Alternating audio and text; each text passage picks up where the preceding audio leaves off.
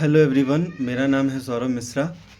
और एक ऐसी इशू निकल के आ रही है जो कि अंदर तक हिला देती है। राव आईएएस का मामला है। एक कोचिंग सेंटर है दिल्ली में, और दिल्ली में लाइब्रेरी में जैसे ही 2 घंटे की बारिश हुई, उसके बेसमेंट में बने हुए लाइब्रेरी में जो कुछ बच्चे उसमें पढ़ाई कर रहे थे, और 5 मिनट के अंदर ही बारिश का पानी कंप्लीटली उसमें भर जाता है। क्योंकि ऐसा पता चलता है कि कोई एक पाइप है जो कि फट गई और बारिश का पानी पूरी तरह से भर जाता है, और उसमें 3 स्टूडेंट्स की डेथ हो जाती है। क्योंकि उसके बेसमेंट में वो बना हुआ था और बेसमेंट से निकलते निकलते ये समस्या आती है। तो इस इशू पर प्रॉब्लम क्या है? प्रॉब्लम है इंफ्रास्ट्रक्चर की। जैसे बुनियादी कुछ ज़रूरतें होती हैं बच्चों की, उसमें से एक ज़रूरत है कि एक लाइब्रेरी हो। जो रूम का रेंट होता है वो 20,000 होता है, 15,000 होता है, और उसमें 3 से 4 बच्चे रह रहे होते हैं। ये ऑब्वियस है कि छोटा सा रूम है, 3 से 4 बच्चे हैं, तो पढ़ाई करना मुश्किल हो जाता है। लेकिन इससे बनता है एक बिजनेस। वो बिज़नेस बनता है लाइब्रेरी का। लाइब्रेरी का बिज़नेस आजकल छोटे शहरों में भी बहुत ज़्यादा हो चुका है, और लोग लाइब्रेरी की तरफ एक बिज़नेस के फॉर्म में देखते हैं।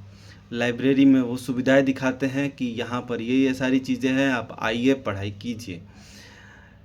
दिल्ली के राजेंद्र नगर इलाके हो गए या अन्य इलाके जिसमें ज़्यादा से ज़्यादा बच्चे पढ़ाई करते हैं, उस इलाकों में यह बिज़नेस बहुत तेज़ी से फैल रहा है।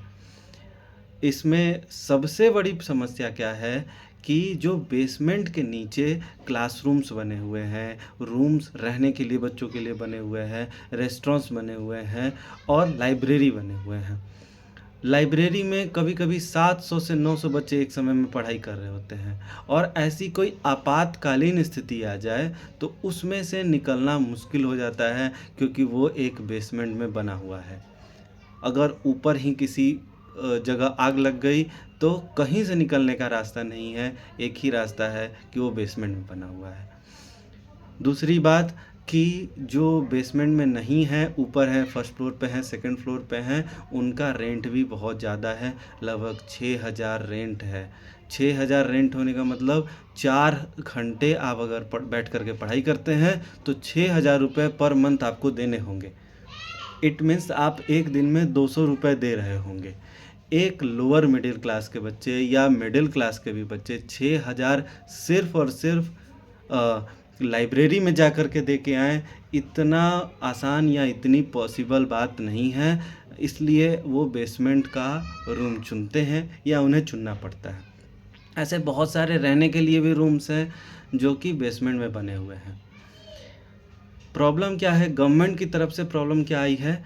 गवर्नमेंट के जो म्युनिसिपल ऑफिस हैं, उसने एक प्रकार से ब्रोकर से जो माफिया है, कोचिंग माफिया है, उनसे साठगांठ बैठा ली। साठगांठ बैठाने का मतलब कि करप्शन किया, उनसे पैसे लिए, और उन इल्लीगल जो बनाया गया है उनको रोका नहीं, उनको बंद नहीं किया।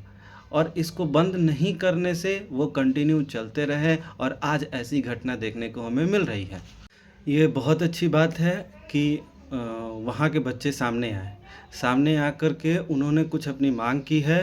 पहली मांग बहुत बड़ी मांग है कि कोचिंग माफिया जो है वो कोड ऑफ कंडक्ट के अनुसार काम करे। वो कोई नियम बने, ऐसा नियम बने जिससे कोचिंग माफिया अपना राज किसी तरह ना चला पाए। कोचिंग चले, एक सही प्राइस में चल पाए, अफोर्डेबल प्राइस हो, और ऐसा ना हो कि किसी के साथ इतने गलत तरीके से जैसे हम उस पर अलग अलग कोचिंग वालों की रिस्पॉन्सिबिलिटी भी है कि कोचिंग सभी तो एक तरह के बच्चे होते नहीं हैं, सभी बच्चे उतने पैसे दे नहीं सकते हैं, और उन कम देने वाले पैसों पर भी उनका गलत तरीके से लाभ उठाया जाता है।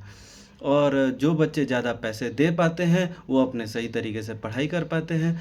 तो एक लिमिट भी होनी चाहिए, एक कोड ऑफ कंडक्ट भी होना चाहिए, जिससे बच्चे अपनी पढ़ाई को कंप्लीट कर पाएँ। ये मांग है वहाँ के बच्चों की।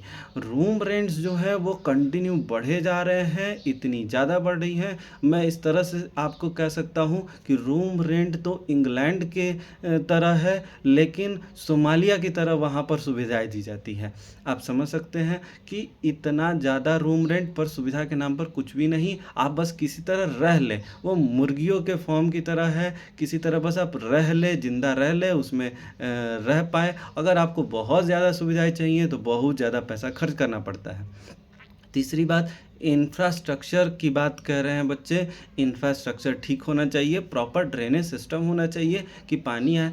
सिंपल सी बात है।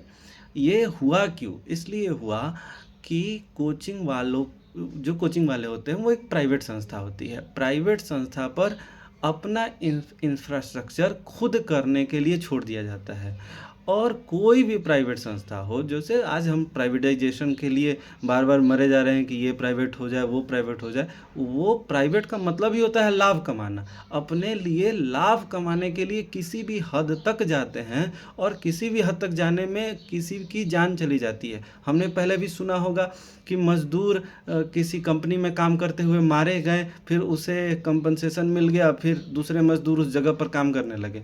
सेम चीज़ चल रही है प्राइवेट में भी, प्राइवेट कोचिंग संस्था में भी, कि इस तरह से बच्चे अगर मारे भी जाए तो 3 महीने बाद फिर से वहाँ बच्चे जाके पढ़ेंगे ही, और कोई उनके पास उपाय भी नहीं है। गवर्नमेंट ने भी पूरी तरह से छोड़ दिया है। गवर्नमेंट को लाइब्रेरी अपना बना करके देना चाहिए कि इस जगह पर बच्चे आकर के पढ़ें। अपनी बड़ी बड़ी लाइब्रेरीज हो, एक बिल्डिंग बच्चों के लिए ही लाइब्रेरी के लिए हो जाता, वो तो हो ही सकता था। गवर्नमेंट चाहती तो ऐसा कर सकती थी, पर रिटर्न में उन्हें बहुत नहीं मिलता है। इसलिए जो बच्चे भी हैं उन पर उतना ध्यान नहीं दिया जाता है गवर्नमेंट में, और गवर्नमेंट भी रिटर्न चाहती है और बहुत ज़्यादा रिटर्न के पीछे लगी हुई है कि हमें इस तरह का रिटर्न मिले, उस तरह का रिटर्न मिले, और जो वो बच्चे नहीं दे पाएंगे, इसलिए वो गवर्नमेंट भी वैसा नहीं कर रही है। तो एक ड्रेनेज सिस्टम को ठीक करने की बात की जा रही है उन बच्चों के द्वारा, और ऑब्वियसली कंपनसेशन की बात हो रही है। जहाँ तक मुझे पता चल रहा है, कंपनसेशन म्यूनसिपल ऑफिस दे रहा है 10 लाख रुपए का, लेकिन राव आईएएस नहीं दे रहा है। ये लोग 2.5 लाख रुपए, 3 लाख रुपए, कभी कभी उससे भी ज़्यादा लंबे लंबे कोर्स कराते हैं, 1 साल 2 साल पढ़ाते हैं, और उसके लिए वो कोचिंग के पैसे भी लेते हैं। और एक कोचिंग में बहुत ज़्यादा बच्चे पढ़ रहे होते हैं, तो वो करोड़ों रुपए कमा रहे होते हैं। उनकी अपनी 10 बिल्डिंग होती हैं, अलग अलग शहरों में होती हैं, अलग अलग जगहों पर होती हैं, पर ये कंपनसेशन के नाम पे कुछ भी देना नहीं चाहते। वो कुछ भी नहीं दिए हैं। और एक सबसे बड़ी बात, एक अपॉलॉजी भी होनी चाहिए इस करप्शन की वजह से। आपको पता था कि हमने बेसमेंट में बनाया है, जब हम बेसमेंट में बनाएंगे तो कुछ न कुछ ऐसा होगा जिससे बच्चों की जान जा सकती है। अगर आप ऐसे ही समझे कि ऊपर वाले किसी भाग में, बेसमेंट में आपने बनाया है, ग्राउंड फ्लोर पे आग लग जाए तो क्या होगा? बेसमेंट के नीचे ज़मीन खोद के तो जाएंगे नहीं बच्चे। तो अपनी बातों को समझना चाहिए। एक अपॉलॉजी भी वहाँ के बच्चे चाहते हैं, हम सब चाहते हैं कि एक अपॉलॉजी भी हो। और अगर आप एथिक्स पढ़ाते हैं तो खुद भी एथिक्स को मानिए, एथिकल रूप से काम कीजिए। Okay, thank you.